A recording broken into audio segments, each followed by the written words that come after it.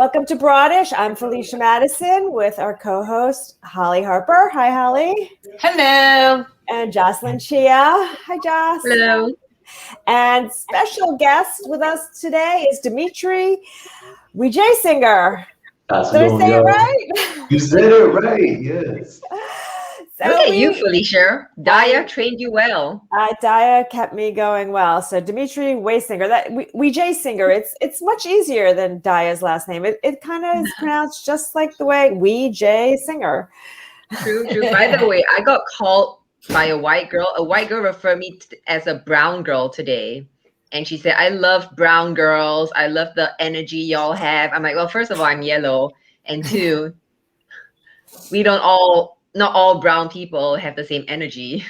I know some of us need energy. Like I need a smoothie right now. So like that's kind of weird though. That's odd. I'm like, that is odd that she called me brown. I'm like, do I look brown? You're like, I just got a tan. Am I brown? You're tan. You're tan. You're beige. Okay, guys, let's get started. Our first topic is Judge BROADish. We're going to let the trial begin. Not funny. George Floyd trial just started.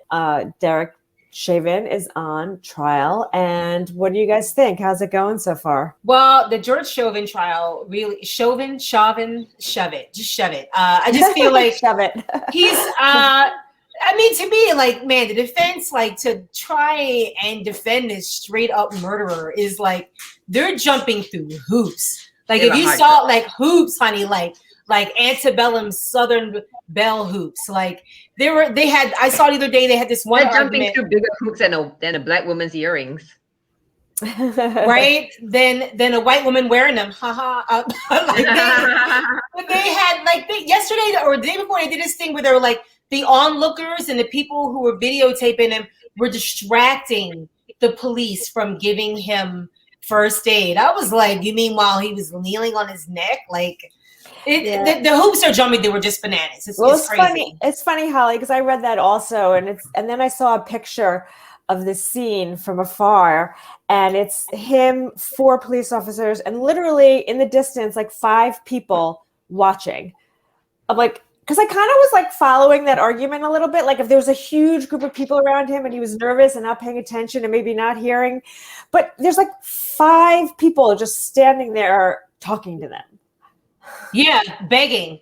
Like the firefighter, the female firefighter who was sobbing and begging, please check his pulse. Please let me do something. And he was just like, no, I mean, the dude was smiling. He was like mugging. So, I mean, I would hate to be that defense. I wouldn't be able to defend him if I was, a defense attorney. But they're gonna jump through these hoops, Yeah, they're trying to allege that he had underlying conditions, pre-existing conditions that caused him to die. I'm like, that pre-existing condition is called black. Like he was just, he was just a person. He had hypertension, and people of all races do drugs. I mean, it's not cool. It's not very healthy for you, but people of all races do drugs. But if you get your neck knelt on, I think that's what did it. I think that. I don't do drugs, but if you kneel on my neck for 8 minutes, I'm probably not going to be too healthy. Like, I can have cancer, and if you kneel on my neck, I'm going to die, even if I have cancer. Yeah, I know. I do think though we got to stop calling it the George Floyd trial. Like it's the Derek Chauvin. George Floyd is dead. And I want people to know this dude's name. Like every time you apply, every time you sign up at the YMCA, every time you go anywhere, I want people to be like, oh, you the motherfucker that kneeled on a guy's neck for 8 minutes. And 46 seconds. Like that just... I want him to have the same name recognition as George Floyd because he's the one who needs to have that accountability. Yeah. But think about the fact this man had 19 complaints in the community against him already, like violent complaints. And I'm just kind of like, wait a minute. So, we sit there and we revisit the term defund the police every few months, and people are like, it's a terrible term. And if you come up with a better term, then people will take you seriously. Really? So it's the term that doesn't make them take Black people seriously. It's the term. But it's like, when you really take a look at it, why would somebody be unleashed on a community like that with that many complaints against them? It just shows a fundamental lack of respect for people in that community.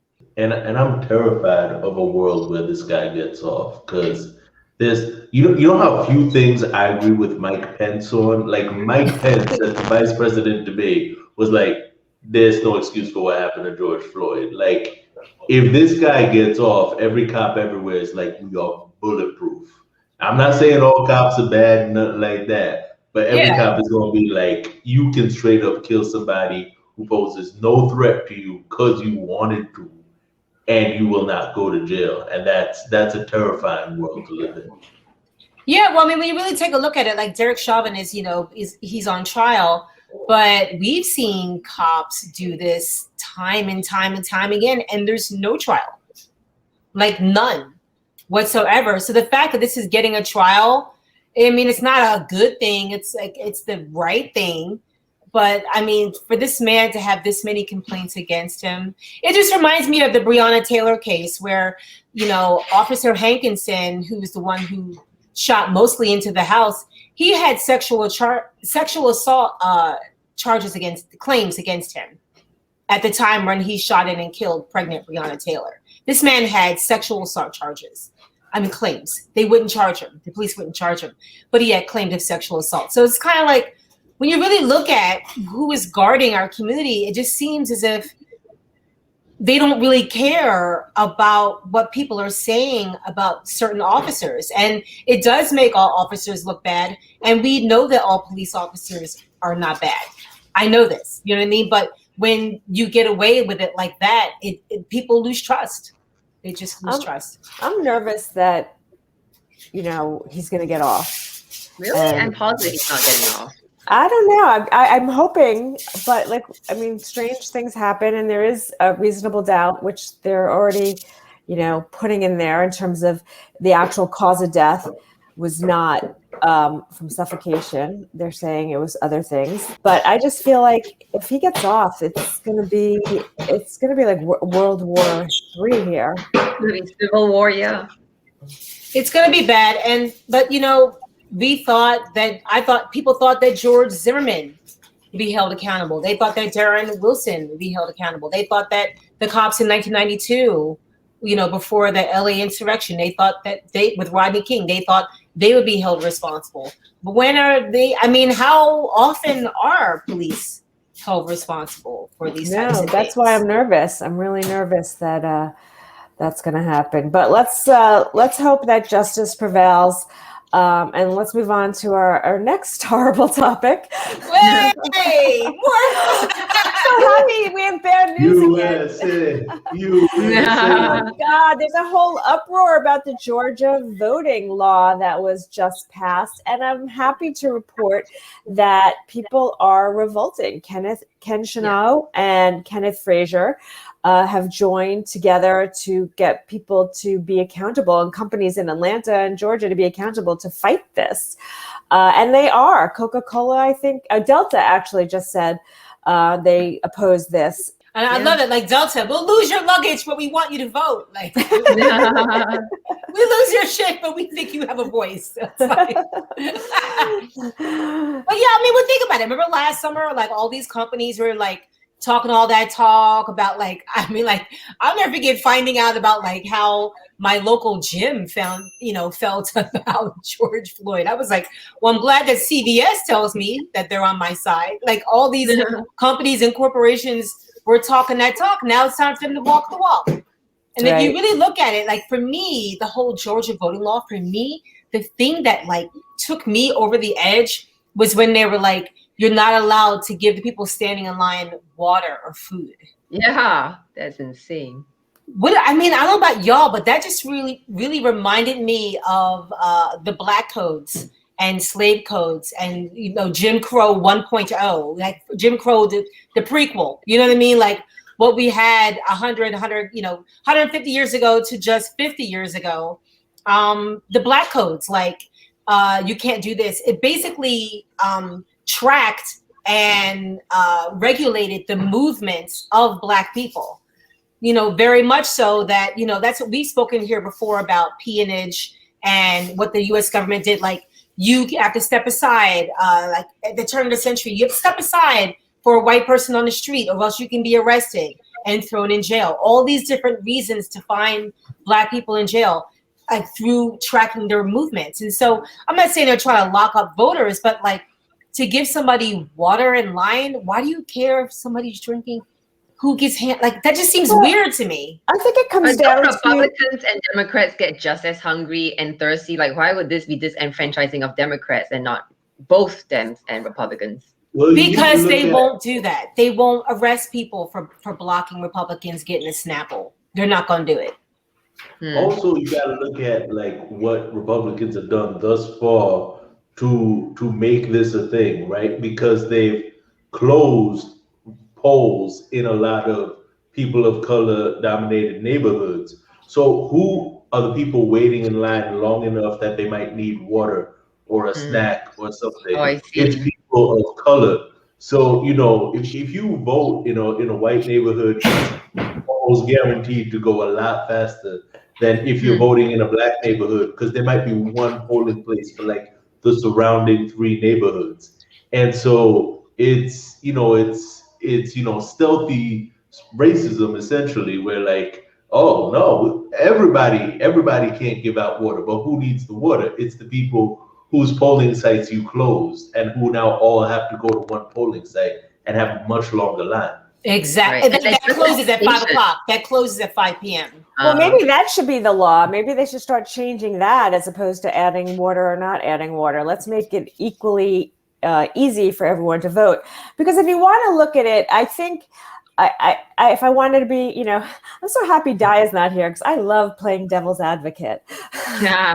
As if the devil needs an advocate. What does the devil need an advocate? But they're basically incentivizing people to go vote. And this is racist because they're attacking it in this community.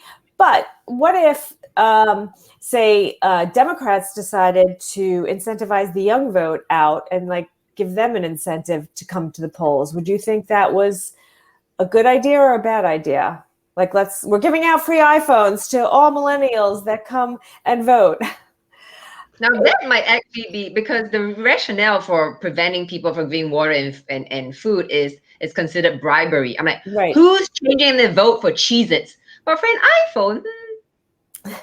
But the thing is, you're already in line and the water doesn't have a political party. You know what I mean? So if you're standing in line and you could hand it a bottle of water, and a bottle of water doesn't say vote for whoever. It's just a bottle of water. And you could be voting for anybody standing there in line. It's just to vote, period. Also, people campaign outside of polls all the time. Sorry, Ali, I didn't mean to. No, go ahead. Like, there's people campaigning last minute, like, yo, vote for so-and-so. I'll talk about it with you while you wait online. So, I mean, yeah, they're not giving you water, but they'll come up to you with a clipboard and talk to you. Like, and that's part of how, like, grassroots candidates gain, like, last-minute votes. Like, it's not... it's not, even if the Bible said like vote for so and so, it's not gonna be like, oh well, I drank it, now I have to vote for something. Like, it's like I had that water, so now my vote changes. Yeah, but they know who they're targeting. I mean, I definitely think people used this as a tactic to get people to the voting booths, and the question is that legal? Is it legal, whether you think it's an incentive or not an incentive? Is it legal to entice people to a voting booth and specific neighborhoods and specific people? If you're going to do it, let's do it statewide or nationwide. But the thing is to sit there and say it entices people to the voting booth. I mean, white people, and especially GOP, are always enticed to go to the voting booth because they're to vote for people that basically keep like that perpetuate white supremacy. Like, that's an incentive to go vote. Well, that's a cause. Like, I mean, that's the biggest incentive to vote, is to make sure things go your way. So this whole idea of, is it an incentive? Should that be legal? The fact that we are not really equal, that is the biggest incentive for anybody who's racist to go vote. That's exactly right. So why do they need an extra incentive of water and food? But the thing is, it's not an incentive for you to vote. It's an incentive for you to stay in line. Not for you to get in line. It's for you to stay in line. Right.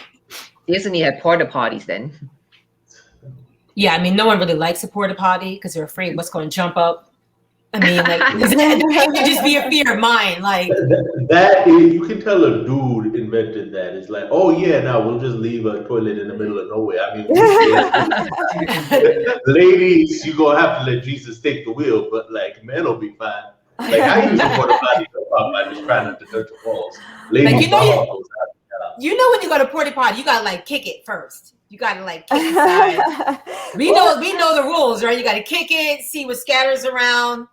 Then make it real fast. Make it real fast. That will be our next topic, porta potty etiquette. But I mean, Dimitri, you have more to lose because if there's something grabbing your dick, the porta potty, that's gonna be pretty. I mean, I can see if something's reaching out for my dick. Y'all flying by, y'all facing the other way, like y'all. That's true. Jocelyn, why is that a negative? Something reaching out for his dick. But it's not like a hot woman coming out as a scorpion. Unless it's Lorena Bobbitt, I think he'll be okay. Even if Beyonce reached out of a toilet to like grab my thing, I might be like, yo, get some hand sanitizer, we'll talk in 20 minutes. We don't need to go right there. Okay, how did we get from Georgia voting to hand jobs in a porta potty? Because Jocelyn brought up porta potties, and my mind just springboarded from there. Okay, well, no, but seriously, bathrooms like that could be dicey. I was in a bathroom in a hair salon, and there was those yellow buckets where like janitors use to like wash. I saw that bucket and I kicked it by accident, and a rat jumped out. Ooh. I scream faux Jesus. So like whenever I go into any kind of like strange bathroom situation, I'm like not me. That's like when I go to the basement of my building, I turn the lights on and I wait like 15 seconds for everything to scatter. Okay, we're gonna move on, guys, to our next topic, kids and chores and how to instill the value of money in them. I always say my kids have no value of money because they've never touched it. They call me Venmom. Venmom. Oh, wow. Wow. No, kids kind of suck. Like, I love my children. I love them, but you know what? I got to admit, and I was talking to Felicia, I was talking to you about this. It really is our fault. We didn't give our kids chores early enough, and now we're really paying for it. Like, I was telling Felicia that my daughter's 14. She rolled up at me talking about, so you got that stimmy package, right? How much of that stimmy you going to give me? I was like, nothing. You have done nothing to deserve anything other than air you breathe. I don't know why you think. But these kids, yeah. And if I had given her chores, like, did your kids have chores, Felicia? No. And did you have chores growing up? Hell yes. Yeah, so did I. 7 days a week I had chores. Wow. I know. I did too. And I didn't grow up with a lot of money, and I worked 3 jobs, and I always say, it instilled a great big value of inferiority with me. I just didn't like it. And I kind of like decided I was going to raise my kids and let them concentrate on other things. Like my husband will always say their job is to do well in school. So I guess clean the bathroom. So they wouldn't have to do chores. I mean, listen, I don't want to do chores, so why should I make them? So who cleans everything? The housekeeper. This is Felicia you're talking about. I mean, I just remember when I was really like my parents. I come from a blended family. My mom got divorced. My father's, his first wife died. So we became a blended family. And we first got blended, like they had a housekeeper. Okay. And I remember the housekeeper, like she was really cool, but she wasn't doing everything. Like she was like, this is what I do. This is what you do. And she would do what she was doing, but then she would check all 6 of us, all 6 kids, and make sure that we did what we were supposed to do. And then about a year in, she went her way. We never got another housekeeper, but I had like chopping firewood chores, like painting the fence. I had to do. Like I had real. What was the worst? Chores. What was the worst chore you had to do growing up? Chopping firewood. Mine was weeding. We used to have to weed. This is real child labor, man. Y'all grew up on like land. Yes. Whenever I hear people talk about like, oh yeah, like I had to mow the lawn or something, I'm like, a lawn? I was raised in like a 1-bedroom apartment, like a lawn. I mean, the concept of a lawn is still like. No. Did you have chores, Dimitri? Did you have chores? I did. I gotta say honestly, like I disagree with that. It instills the value of money. I think I'm like Felicia. I'm like, like it just kind of makes you salty because I had chores and my parents are what is it white people say, frugal? My parents are cheap, basically. Like my parents are cheap as shit. So I'd be like, can I get that? Say cheap too. We say you cheap. You can't have that. You can't have that. You can't have that. But when I got a job and got my own money, I was an idiot because I was salty, right? So I was like, oh, like all my life I couldn't get this. Like my mom would like, she had a speech ready if we wanted to get takeout. Like, so like I would get takeout all the time. I would like, do that. And I was just like, I went ham. And I think like, if you instill like a reasonable value of money, like your kids will probably have a reasonable value of money. If you're like draconian, your kids might just go the other way. Like it's like how you like see sometimes in college, like girls who came from very conservative religious families. Oh, they're they PKs. College and they go ham. Like it's the same thing with that with me with money. Like I will be the first one to admit, like I was, and still to some degree am stupid with money because like I didn't learn how to budget it. I just learned like you can't have it. Like And how would chores even teach you the value of money unless you're paying them whenever they do chores? Did you guys get paid for the chores? No. We basically were like, you have to do these chores or you don't get money. We will not pay for you to do certain things. Like we will pay for you to go to the movies and go get candy with your friends and go to the arcade. But this is your job. Your job is to do this. So you get nothing if you don't do your job. But you know what? Also, but thing about chores is now as an adult, I didn't realize this until like recently. I have a really hard time respecting people that look down on any kind of manual labor. Like I really do. And I see it more with girls who are like, oh, I can't pick that up, or ew, paint that or wash that. Can we find somebody else? I'm like, so you think you're too good for it, but who are the people that do it? Do you know what I mean? Like I've had every kind of labor job. I really have. I waited tables all in all for 20 years. I was a prep cook in there, host. I've done everything. I've done every different type of job. You know what I mean? So, I'm like the one girl people call to ask them help move because I have no problem picking up stuff, helping you, seeing how much room in a truck we have. I will do that. So it's really hard for me to respect a person that cannot participate with any kind of manual labor. Like I can't respect you. The person that's going to suffer the most, Hollie, from you not making your kids do chores are their spouses. Yeah, because I never had to do chores growing up. He's right. Because like my husband still doesn't know how to put dishes into the dishwasher because his mom would always do that. The place that the dishes went were in the sink. So he was raised that's how you clean dishes. You put them in the sink. And they just magically wash themselves. On the flip side, literally this happened yesterday. My girlfriend, so we just moved. And this is the first time I've ever had a dishwasher. My girlfriend had to show me how to use it.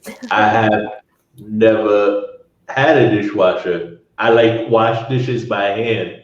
And I think I started to do that. And she was like, what the hell are you doing? Like that big silver thing under the sink washes dishes. So now you wash them by hand and put them in the dishwasher. Now that I'm hip to this magical cauldron, I'm never doing dishes again. I'm just like, yep, nope, everything's going in here. But don't you wash them anyway? I have to wash them before they go in the dishwasher. I think the dishwasher is the most useless machine. I mean, I didn't, and they came out fine. So I mean, I guess we gonna see. I have this one girlfriend.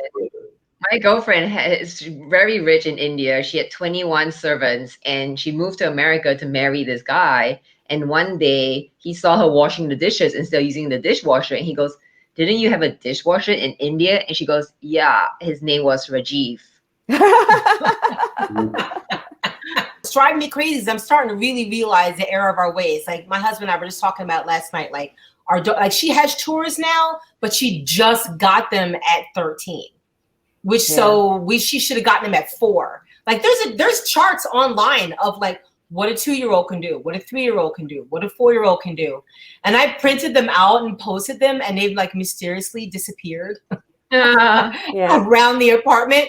But I'll never forget when I went to boarding school, I met girls who had no idea how to do the laundry. Like they were just like, what do I do? Because this is like boarding school, they had downstairs, they had laundry mistresses who basically you would drop off your laundry on Monday or Tuesday before 5 p.m. and you would get it back by Friday at 5 p.m. and your stuff was washed and folded and everything. This was boarding school. But if you missed it, you were ass out. Like you missed it. But there were washing machines upstairs in our dorm. So I would just, if I didn't make it, I would just wash my own clothes. And these girls would just be underpaid. They'd be standing in front of the washer like, oh my God, like, what is this? And I'm like, Hollie, Jocelyn's going to love this one. So I was on vacation and I had to do laundry. And I was sitting in front of the washing machine with one of the Tide Pods. And I'm like, well, where does this go? So I emailed my friend and she's like, oh, you just put it in the container. And I'm like, I don't know, because I read the instructions. So I asked my daughter, she's like, no, it goes in the bin. It goes right in.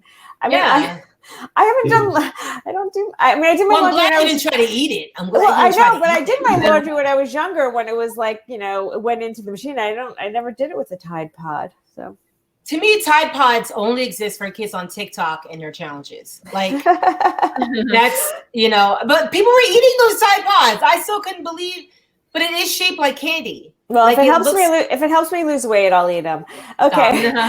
Lesson learned. So I learned how to do laundry. It didn't really teach me a lot about myself, but what was the one lesson that you guys learned from something that you did? Well, once I was stranded in Australia, I was on a tour and our tour bus just left us. It was me, 2 guys. We were having lunch. We missed our tour bus. And this was the era before cell phones. So here we are, a bunch of Americans in Australia, stranded, and I just saw this girl getting into a car and I just ran up to her. I was like, excuse me, miss, we're tourists from America. Our tour bus just left us. Can you help us chase after our bus? And she's like, yeah, come on in, mate. And so we got into a stranger's car and she pushed the pedal to the metal, and she spat through traffic to get us chasing after this tour bus. We found a tour bus and we chase after it. We get into the door and we look at the driver and we're like, oh shit, it's the wrong tour bus. And I was like, excuse me, we're tourists from America. Our tour bus just left us. We found you. Can we just join your tour? And he's like, yeah, come along. And I think I just learned that I can be very quick on my feet under severe pressure and just do what needs to be done. Wow. And it was a tour bus. Way better tour than the previous one. The lesson learned there is ditch your bad tours and join good ones. Yeah. Oh my God. Get an Australian to chase the tour bus down. Oh, Australians are up for anything. Australians are down. Like they're just down, right? They it's are so funny how down and up means the same thing. It's like opposite. Yeah. It's like, you up on that? You up on that? Yeah, I'm down. It's like, what? It's like, what are you talking about? I know you Americans make no sense. I was cool with this girl. She was an international student at college, and she was like, I think you're like she was like trying to tell me she liked me. She was like, I think you're cool, right? Or I think you're hot. Like, which one would you want to be? And I'm like, both are good. So you want to be hot and cool. I'm like, it sounds strange, but they both like, you think a guy's cool, like you'll probably get with him. You think a guy's hot, you probably get with him. Makes no sense, but we just work in like opposites, like Yeah. the opposite just vacillates back. Like that's cold. It was cold. Yeah, you just want to be medium. yeah. No one's like, it was lukewarm. Yeah. Yes, that's it. Well, I think that what I found out about myself, and I think it's been through a series of events, is that I really do believe that I have like angels that watch after me. I really do. Like, I feel like, I don't know, but I've been helped in extreme cases by strangers many times. And I think the one that really cemented it for me, I used to be a rollerblader, like hardcore. I was one of those fools you would see. I would skate from downtown Brooklyn to 74th in Amsterdam, like 4 or 5 times a week. Yeah, like in the late 90s. And I'll never forget one time I was going to Grand Army Circle in Brooklyn, and I hit a bump. I went up in the air, boom, came down so hard, and all traffic is trying to veer around me. This van pulled up. It opened, I swear to God, like Fast Times Richmond High. It was just smoke. And these 4 white dudes picked me up and put me in the back of the van. And they were like, you're fucked up. Like, you just got hit. And I was like, I'm like, holy shit, I'm being kidnapped. And I was laying on the floor of the van, and they're like, we're going to take you home. And I was like, they're going to rape me and kill me. They're just going to find my body. And I told them my address, and they drove me home. And they, like, I gave them my keys. They put me on my couch and like tucked me up. But I'll never forget, I was like laying on the van floor, and they were just blowing weed smoke in my face, like you're gonna be okay. You're gonna be fine. And then they took me in, and they left me, and they set me up, and they were like, peace. And then they were gone. I never saw them ever again after that. But these 4 dudes just like saved my life. You know what I mean? And I've had several times of strangers, total strangers, come to my defense. And I just truly believe I just have angels. I really do. Mm-hmm. Are you religious, Hollie? I'm not religious, but I am spiritual. I don't like the doctrine. I don't like the doctrines. I just like to go straight to the source. That's how I feel about God. That's how you got those angels. You got them straight from the source. Just straight from the, just give it to me straight. Having kids has taught me a lot. And being like wedged between, you know, I always say, like, they call our generation, because we have dealing with our kids and our parents, the sandwich generation, which I never really got why they call it the sandwich generation, because I like sandwiches. You know, I think they should call it like knocking your head against a brick wall generation. I always say to my kids, like, just wait till you have kids, because you don't realize it as a child. There's just so much you can do as a parent. And then when I look at my mom, and she's talking to my kids and talking to me about my kids, saying, you know, you should relax, don't stress them out, you know, leave them alone. And I think to myself, where were you when I was growing up? So, like, yeah, you're stressing me out, Mom. Yeah, like, I'm like, why didn't you talk to me that way? So I think it's very interesting, and I guess you learn in life that, you know, you do get wisdom from your experiences. So our kids just are at that age where they're never going to realize that we're right. And I'm at that age where I'm just stressing about everything. And my mom's at the age where it's like, life's too short. You look back at it and you're like, why did I stress and waste my life worrying about that? That's so true. My mom is so much more chill now. She's actually kind of fun to be around. But I hated growing up with such a tight control over my life. Yeah, well. Your mom relaxed. Oh, that's. Yeah, she relaxed. Yeah, she smokes weed now. No, she doesn't. Singapore. Damn. Yeah, I would say when I started performing it, like, for those of you who don't know, I started out as a musician before I became a comedian. Oh, wow. And the first couple of times I was performing, I would just like recite the song, right? Not look at anybody. I'm terrified. I recite the song. One time I'm at this open mic, and the guy who's running it is like having trouble playing my backing track. And I start just like talking shit to people, because I'm like, I don't know what to do. I try for a minute just standing in silence, but that's awkward as shit. Everybody's looking at me. And I start just like joking with the people. And then like I realized I enjoy connecting with an audience. Like, I don't want to just be someone who sings into like the darkness, like I want to be someone who like connects with people, and that fueled like my love of comedy, but also just how I navigate like life. Like I'll connect with like the person at the coffee shop. Like I'll see how my neighbor's doing. Like I'm just, I sort of discovered like my extroverted side by being on stage. Yeah, same with me. I was very shy. I was like the type of person that would never ask a question. Like my heart would start pounding and racing. And since I've been doing stand-up, it's definitely helped me find, a voice in all situations, not just on stage. Well, great. That was a great episode, guys. Thank you so much for joining BROADish. I'm Felicia Madison. I'm Jocelyn Chia. I'm Hollie Harper. I'm Dimitri WejaySingher. Well, thank you for joining us, Dimitri. And this is BROADish. Thank you.